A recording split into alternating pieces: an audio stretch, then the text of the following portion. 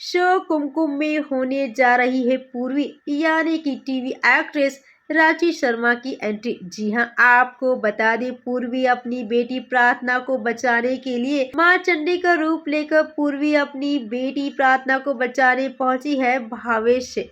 लेकिन इसी दौरान प्रार्थना घायल हो जाएगी और उसके सर पर गहरी चोट आएगी।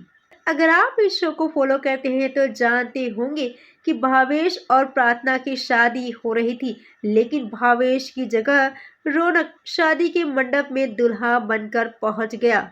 अब देखिए ना, शो के फैंस तो यही चाहते थे कि रौनक और प्रार्थना की शादी हो जाए, लेकिन अफसोस प्रार्थना और रौनक की शादी नहीं हो पाई।